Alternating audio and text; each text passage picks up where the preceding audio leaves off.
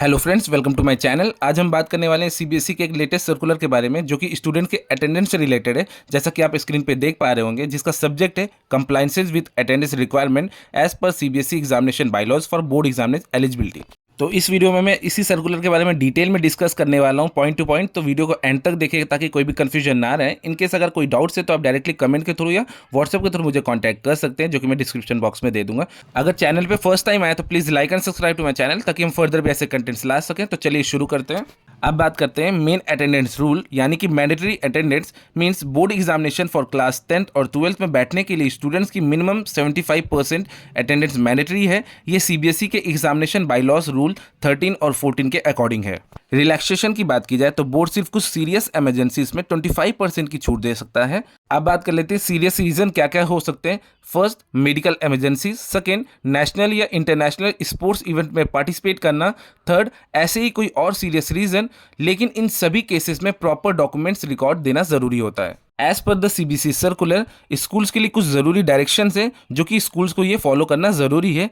तो बात कर लेते हैं उसके बारे में भी।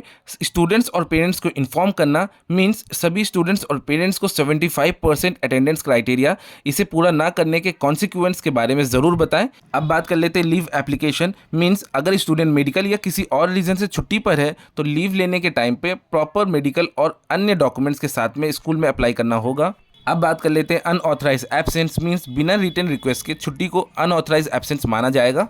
अब बात कर लेते हैं लीव प्रोसीजर्स और वार्निंग्स के बारे में। तो सबसे पहले बात करेंगे मेडिकल इमरजेंसीज मींस छुट्टी लेने के तुरंत बाद ही वैलिड मेडिकल डॉक्यूमेंट्स के साथ में लीव एप्लीकेशन सबमिट करें स्कूल्स में।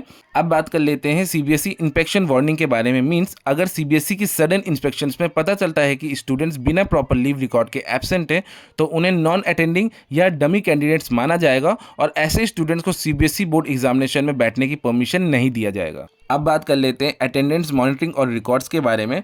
स्कूल को अटेंडेंस रिकॉर्ड करेक्टली मेंटेन और रेगुलरली मॉनिटर करके रखना है। ध्यान रखें अटेंडेंस रजिस्टर डेली मेंटेन होने चाहिए मींस अपडेट होने चाहिए और उन पर क्लास टीचर और हेड ऑफ द इंस्टीट्यूशन के सिग्नेचर्स होने चाहिए। स्कूल को हमेशा ध्यान रखना है इस चीज़ का भी कि रिकॉर्ड सीबीएसई के इंस्पेक्शंस के लिए हमेशा अवेलेबल रहने चाहिए। ठीक है, इसलिए आपको अप टू डेट रखना है बच्चों के अटेंडेंस रजिस्टर्स को। अब बात कर लेते हैं पेरेंटल कम्युनिकेशन के बारे में मींस अगर कोई स्टूडेंट बार बार स्कूल को मिस कर रहा है या अटेंडेंस पूरी नहीं करता है तो स्कूल को पेरेंट्स को रजिस्टर या स्पीड पोस्ट या ईमेल के थ्रू लिखित में इन्फॉर्म करना है। इस कम्युनिकेशन में रेगुलर अटेंडेंस की इंपॉर्टेंस और नॉर्म्स फॉलो ना करने पर बोर्ड एग्जाम से डिस्क्वालीफाई होने की बात पर जोर देना है और इस कम्युनिकेशन का रिकॉर्ड सेफली मेंटेन करना है। इनके सीबीएसई कभी पूछे या इंस्पेक्शन हो तो आप दिखा सकें।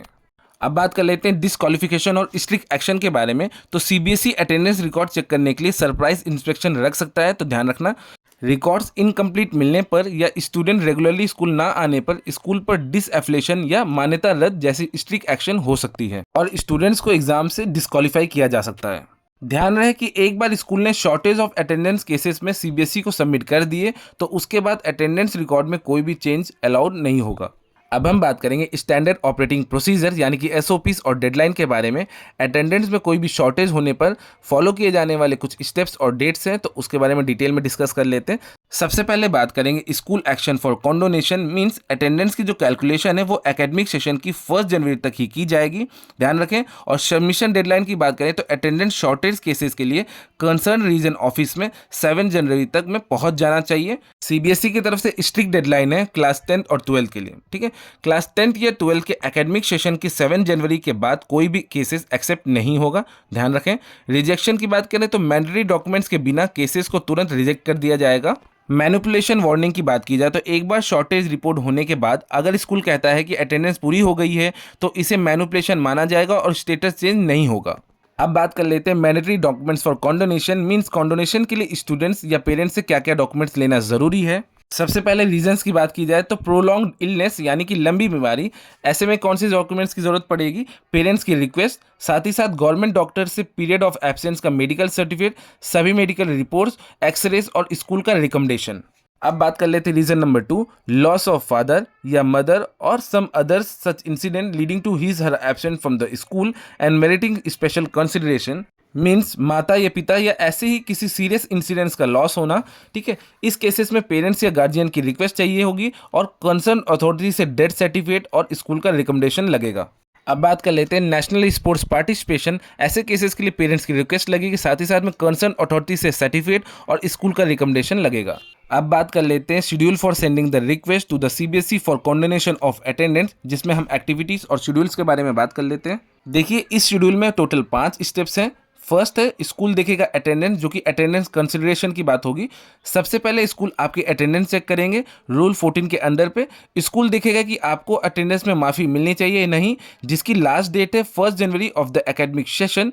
स्कूल 1 जनवरी तक डिसाइड करेगा कि आपकी अटेंडेंस माफ़ी के लिए एलिजिबल है या नहीं, as per the CBSE rule. अब बात करेंगे पॉइंट नंबर 2, स्कूल्स भेजेंगे केसेस, यानी कि कॉम्प्लिकेशन एंड सबमिशन का प्रोसेस।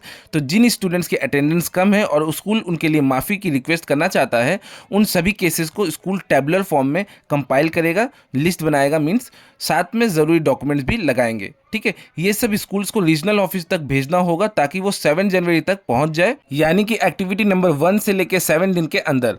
मीन्स स्कूल सारे डॉक्यूमेंट्स के साथ में जिन स्टूडेंट्स के अटेंडेंस में माफ़ी चाहिए उनकी लिस्ट 7 जनवरी तक सीबीएसई के रीजनल ऑफिस को भेज देगा। अब बात करेंगे पॉइंट नंबर 3, जो कि है रीजनल ऑफिस की रिपोर्ट, यानी कि डेफिशिएंसी कम्युनिकेशन।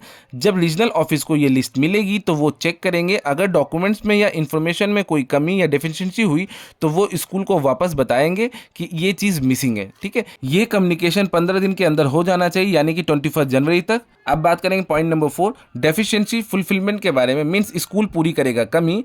स्कूल को जब रीजनल ऑफिस से कमी की रिपोर्ट मिलेगी तो वो उन मिसिंग डॉक्यूमेंट्स या इन्फॉर्मेशन को ठीक करके वापस रीजनल ऑफिस को भेजेंगे। ये करेक्शन 7 दिन के अंदर हो जाना चाहिए, यानी कि 28 जनवरी तक। ठीक है, अब बात करेंगे पॉइंट नंबर 5, जो कि लास्ट डेट फॉर अप्रूवल। और फाइनली ये सारे केसेस सीबीएसई द्वारा अप्रूव हो जाते हैं। इसका लास्ट डेट है 7 फरवरी ऑफ द एग्जामिनेशन ईयर।